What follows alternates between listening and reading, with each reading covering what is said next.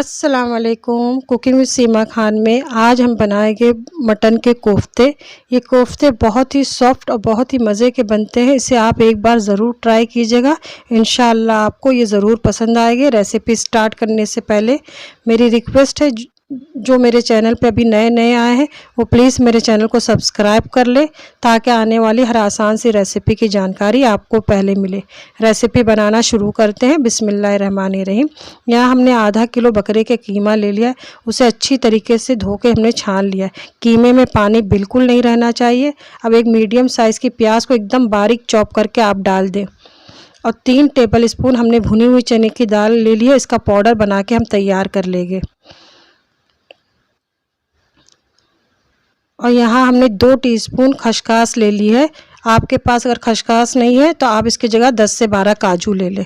और हमने 5 हरी मिर्च ले ली है। मिर्च आप अपने टेस्ट के हिसाब से रखिएगा, जिस तरीके से तेज़ खाना आप पसंद करते हैं।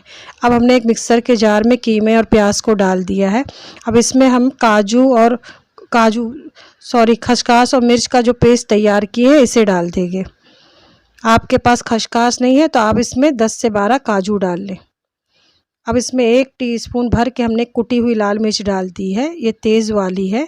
मिर्च आप अपने टेस्ट के हिसाब से रखिएगा। हाफ़ टी स्पून हमने भुने हुए ज़ीरे का पाउडर डाल दिया है, और हाफ़ टी स्पून हमने गरम मसाला पाउडर डाल दिया है, और 1 टीस्पून हमने धनिया पाउडर डाल दिया है, और थोड़ा सा हरा धनिया डाल के इसे हम मिक्सर में घुमा लेंगे। हमें बहुत ज़्यादा बारीक पेस्ट नहीं करना है। 1 से 2 बार आप इसको घुमा लें मिक्सर में। अब हमने मिक्सर में इसे अच्छी तरीके से घुमा लिया। अब इसमें 1/4 चम्मच हमने हल्दी पाउडर डाल दिया है, और नमक डाल दिया है 1 टीस्पून। नमक आप अपने टेस्ट के हिसाब से डालें। अब जो भुने हुए चने की दाल को हमने पीसा है इसे डाल दिया है। सबको डाल के हम अच्छी तरीके से मिक्स कर लेंगे। अब हमने सबको अच्छी तरीके से मिक्स कर लिया है। अब हथेली पे थोड़ा सा तेल लगा के हम इसके बॉल तैयार करेंगे। आप अपने हिसाब से बॉल बड़ा या छोटा रख सकते हैं। इस तरीके से हमने सारे बॉल को तैयार करना है। कीमे में पानी बिल्कुल नहीं रहना चाहिए, इस बात का ख्याल रखिएगा। अब हमने सारे कोफ्ते बना के तैयार कर लिए हैं। अब गैस पे हमने पैन रख दिया है। इसमें 1/4 कप के करीब हमने ऑयल डाल दिया है। अब कोफ्तों को इसमें डाल के हम इसे फ्राई करेंगे। हमें ज़्यादा लाल कलर नहीं लाना है कोफ्ते में, हल्का सा कलर आ जाए इतना हमें फ्राई करना है। कोफ्ते डालने के बाद चम्मच बिल्कुल ना चलाएं, मीडियम आंच पे। जब एक तरफ से कलर आ जाए तो हम इसे पलट लेंगे। ज़्यादा लाल कलर मत करिएगा, बस हल्का सा कलर आने पे हमें इसे पलट लेना है। इसी तरीके से हमें सारे कोफ्ते को फ्राई कर लेना है। अब हमारे कोफ्ते अच्छी तरीके से कलर आ गए हैं, तो इसे हमने प्लेट में निकाल लिया। बस इसी तरीके से कलर आए, ज़्यादा लाल मत करिएगा, नहीं तो कोफ्ते बहुत हार्ड हो जाएंगे, जो खाने में अच्छे नहीं लगेंगे। अब गैस पे हमने कढ़ाई रख दी, पतीला रख दिया है। उसमें हमने 2 मीडियम साइज़ के आलू को डाल दिया है। हमने एक आलू में 4 टुकड़े किए हैं। इसे हमें गोल्डन कलर आने तक फ्राई करना है। अब आलू पे गोल्डन कलर आ गया है, तो इसे हमने एक प्लेट में निकाल लिया है। अब इसमें हम 2 मीडियम साइज़ की प्याज को पतला पतला स्लाइस में काट लिए थे, इसे डाल के हमें फ्राई करना है गोल्डन कलर आने तक।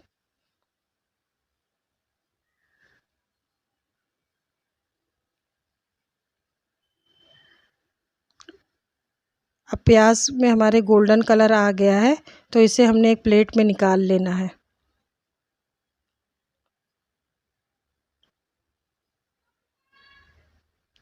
इसमें हमने 12 काजू के टुकड़े ले लिए, साबित काजू लेके इसका पेस्ट थोड़ा सा पानी डाल के हम तैयार कर लेंगे।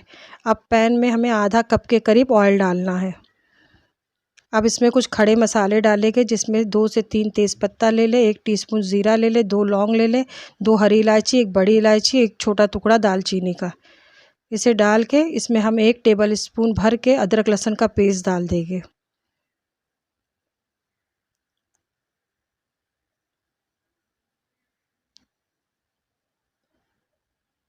1 टेबल स्पून भर के अदरक लहसुन का पेस्ट आप डालिएगा।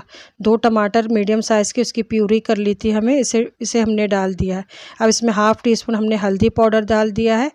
1-2 टीस्पून हमने धनिया पाउडर डाल दिया है। 1 टीस्पून हमने तेज़ वाली मिर्च पाउडर डाल दी है। हाफ़ टी स्पून हमने भुने हुए ज़ीरे का पाउडर डाल दिया है। नमक डाल दिया हमने 1 टीस्पून, आप अपने टेस्ट के हिसाब से रखिएगा। और 1 टीस्पून हमने कश्मीरी मिर्च पाउडर डाल दी है। और हाफ़ टी स्पून भर के हमने गरम मसाला पाउडर डाला है। गरम मसाला हाफ़ टी स्पून आप भर के डालिएगा। अब इसमें 1/4 कप पानी डाल के हम मसालों की भुनाई करेंगे। अब मसाला अच्छी तरीके से भून गया है और तेल नज़र आने लगा है, तो इसमें हमने जो काजू और प्याज का पेस्ट तैयार किया है इसे डाल देंगे। सबको अच्छी तरीके से हमने मिक्स कर लिया है। अब जिस जार में हमने पीसा था प्याज और काजू को, उसमें थोड़ा सा पानी डाल के अच्छी तरीके से साफ़ करके हम डाल देंगे।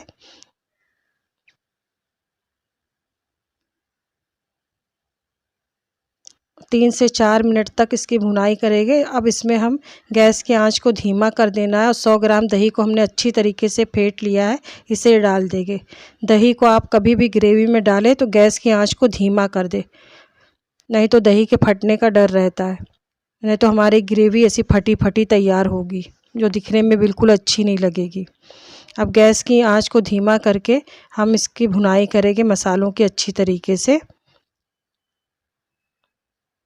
ढक्कन ढक के 5 मिनट तक हम इसे पकने के लिए छोड़ेंगे और बीच बीच में आप चलाते रहिएगा ताकि नीचे से काजू पकड़ने ना पाए, क्योंकि हमने काजू का पेस्ट डाला है जो बहुत जल्द जलने का डर रहता है। अब 5 मिनट के बाद हमने ढक्कन खोल दिया है। अब गैस की आंच को तेज़ कर देंगे और मसालों की अच्छी तरीके से भुनाई करना है जब तक तेल ऊपर ना आ जाए। मसाला हमारा अच्छी तरीके से भून चुका है, तेल नज़र आ गया है, तो इसमें हम पानी डालेंगे। ग्रेवी आप अपने टेस्ट के हिसाब से पतली या गाढ़ी रख सकते हैं, लेकिन कोफ्ते की ग्रेवी थोड़ी गाढ़ी रखिएगा जो खाने में अच्छी लगती है। हमने 2.25 कप के करीब 2 गिलास के करीब पानी डाला है। अब इसे कोफ्ते इसमें डाल देंगे। अब तेज़ आंच पे हम इसे 5 से 7 मिनट के लिए पकने के लिए रखेंगे।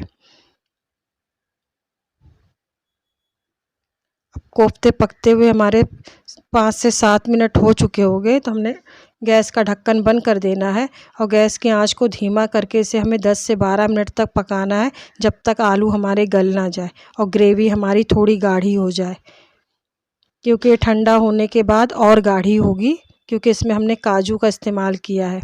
आलू हमारे माशाल्लाह अच्छी तरीके से गल चुके हैं।